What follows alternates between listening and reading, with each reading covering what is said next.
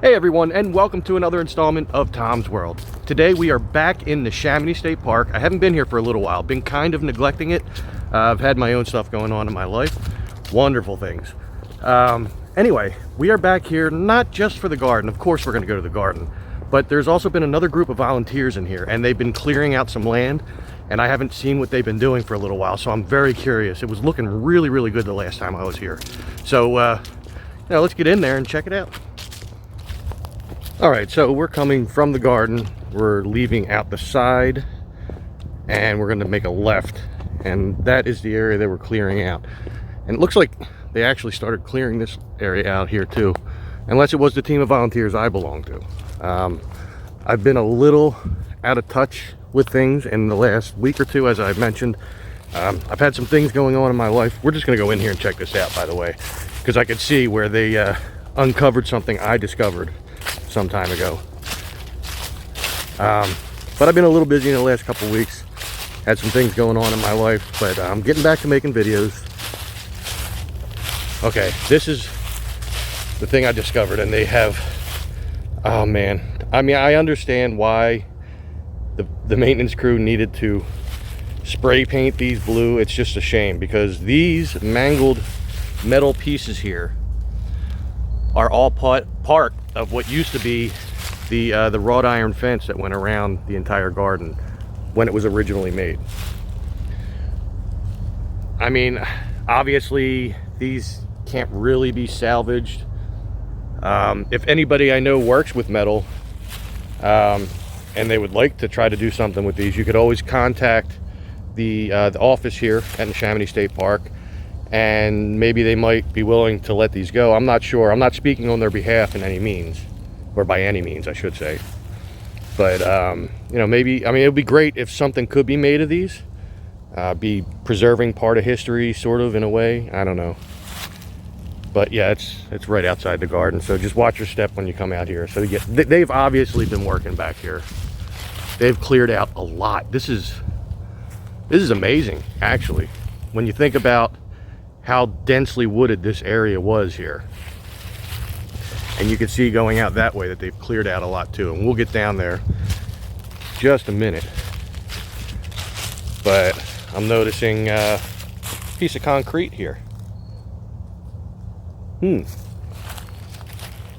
What would have been concrete? Unless it was part of something that was in the garden that was discarded and just thrown into the woods.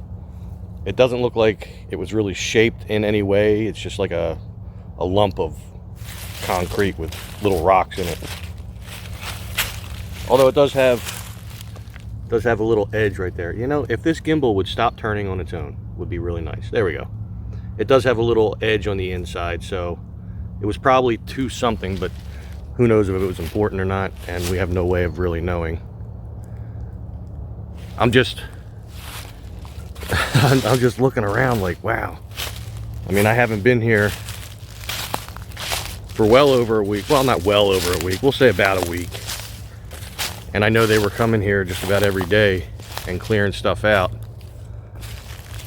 It's a shame this old tree here had to be taken down. It's like a birch tree or something like that. But, you know, hey, we got to clear the way, I guess. I love that they left these trees in here. These are similar to the trees that were over when I was looking for the old day camp. So I'm glad that they left these, and I'm pretty sure it's safe to say that those type of trees were planted by the Logans at some point, because there's some on the other side over there too, which I've pointed out before. Now over here by what would have been the back entrance, exit, whatever you want to call it, there was a gate there in between those two pillars. Right over to the right where that pile of brush is there, that area right there, it used to have an old tool shed for the garden workers, the gardeners that were here, that took care of the place when the Logans lived here. There's no real evidence of anything except for one little piece of wood that might be from it, and I see that they didn't move it, and it's right there. Just a little plank of wood. It could have been from anything. Could have been part of the fence. It's about the same width, same color, so who really knows. But There was a tool shed here. I don't know that it was like that it had a, you know, a ground to it, like a cement ground to it, but it was definitely here. So speaking of the volunteer group that I belong to, just happened across a member of that group, and we were just talking about, wow, that's a bright sun. Sorry about that. We were just talking about everything that the other volunteer group was doing here, and I don't think it's just them. I think there was like a series of people that were hired to come in here and clear a lot of this out. But I'll go down more to the left and show you what the other volunteer group was doing when I was here last time. This is just amazes me that I'm walking around in here right now, though. I mean, this was all so overgrown. It's crazy. I love it though, but in a way it's like kind of sad, you know. The perimeter around the garden as I knew it is now changed. But it's going to make the garden stand out more, and it's going to make it look way better, I think. I hope. Yeah, so this area over here generally is where I was watching the other group of volunteers, and this was all pretty heavily covered by like all kinds of invasive weeds and shrubs and just everything, thorns, but all the stuff I normally run into. And you can see how far down that they've cleared it out. And I'm not going to walk all the way through in here. I'll go back out to the path over to the right, and I'll walk down a little ways. But yeah, it's definitely different. I love it and I hate it at the same time. So yeah, as I walk down the path, you can see like all this in here you couldn't see before. It was all kinds of brush and everything. This side still looks the same.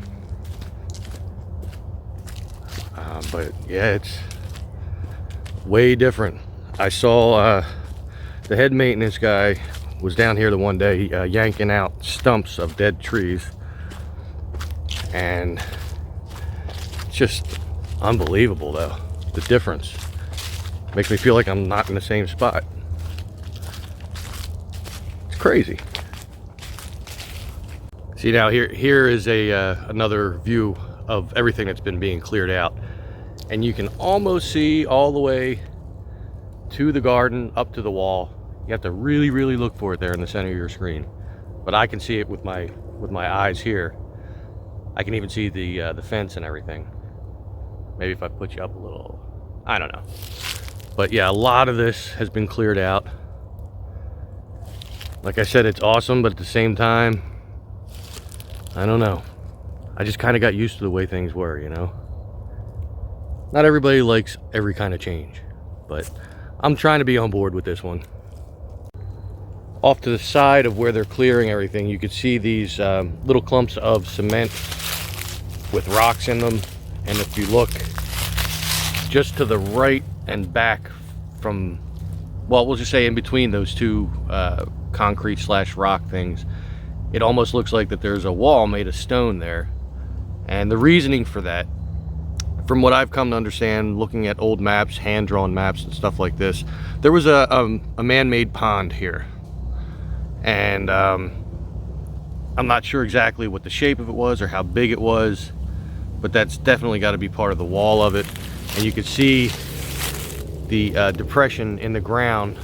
Maybe you can't through the camera, but it goes all the way around this little hill here. And I think there's more of those concrete and stone mixtures down that way, if I remember correctly. I know you can see a lot of the rocks in the side of the hill there, just under that tree. So they probably lined this whole thing with rocks and cement and made it the pond. And they probably had koi fish in there as well. Who knows? The Logans were very interesting people. I still wish I could see this place the way it was. That would be awesome. I'll say it again. If anybody has old photos that aren't like ones that you can just find online, because believe me, I've looked up every single photo I could find of Sarobia. If anybody can find video of what this place, because they did have, you know, home cameras back in the 1950s, 40s. So if anybody can find any footage of that, I would greatly appreciate it. Yeah, as I was walking back there, though, I saw that the depression for that pond seems to go in like a curvy pattern and comes around here too, possibly. Again, not knowing what the shape of it was or what it actually looked like kind of hinders it. I mean, there are aerial shots of the area from back in the 40s, 50s, but they're not of the greatest quality, so it's kind of hard to see when you start zooming in. It gets really blurry and pixelated, but oh well. So I guess for the most part, that's what the other group of volunteers have been up to, as well as whoever the maintenance team brought on to clear out that area behind the garden. Now, of course, we're gonna go back to the garden. You know that. I mean, yeah, I've already been there for a minute when I started the video, but I didn't go through it. So we're definitely gonna stop by there before I wrap this up, because, well, we all love the garden. Now this area here, just on the side of the garden, the other volunteers and I last year started clearing it out from the other side, coming down this way. This is where the mansion would be. As a matter of fact, I think it was long enough that I'd be standing in it right now if it was still here. It was a pretty decent sized mansion. Some concrete here. Can't say that I ever really took notice to that before, but probably what's left of the mansion. I mean, I'm sure there's probably a bunch of concrete under the ground here. But this view, this one still amazes me. It's like, wow. It's crazy. I keep using that word, but it's just blowing my mind seeing the view from this side. Right here, there used to be like a huge weed that became a tree that obviously came down. A lot of people used to ask if it was actually a weed, and I was never 100% sure, but I assumed it was.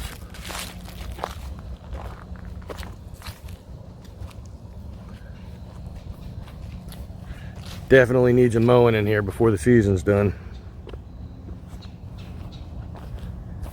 Maybe I'll talk to the maintenance guys. Not today, because they're going to be gone for the day by now.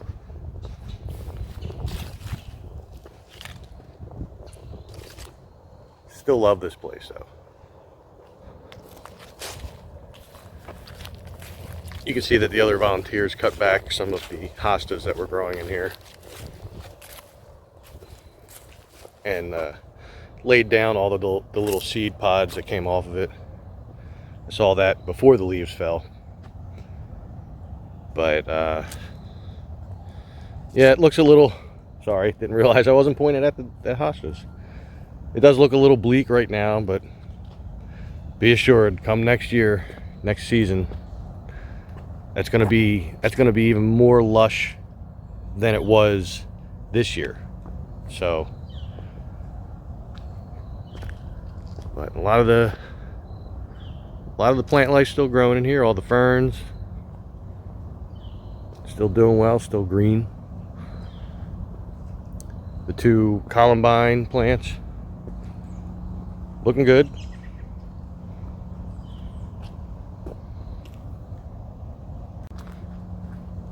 And of course, the main attraction, we have the cold frame raised bed garden, whatever you want to call it. Now look, look at how overgrown these flowers got. And I'm blanking on their name, and I usually know what they're called. Nasturtiums, there you go. A little brain fart. So look at how overgrown the nasturtiums have gotten on this side versus way down there. Now they're still pretty healthy down there, but the thing that amazes me about why, you know, like why this girth here amazes me is because these ones we transplanted from the other side, because somebody else had planted the nasturtiums, not our group, down there on the right side, and we thought, you know, we'll maintain a little bit of balance, and we transplanted some over here, not knowing if they were going to take. Well, obviously they did, and there's still plenty of flowers growing in there. You can see them.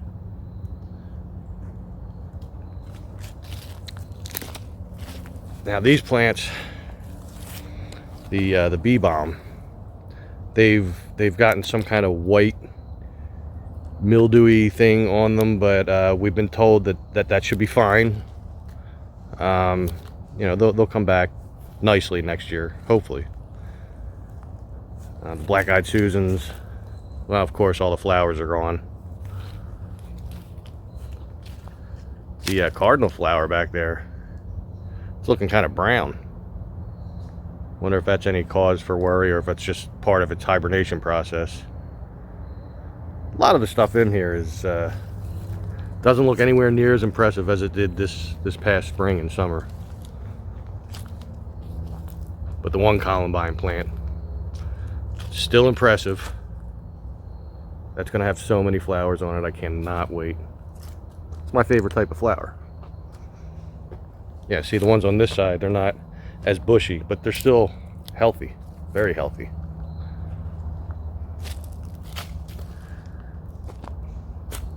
And that's the garden as of now. It's all getting ready for its fall/winter season. See if that little turtle is still in here.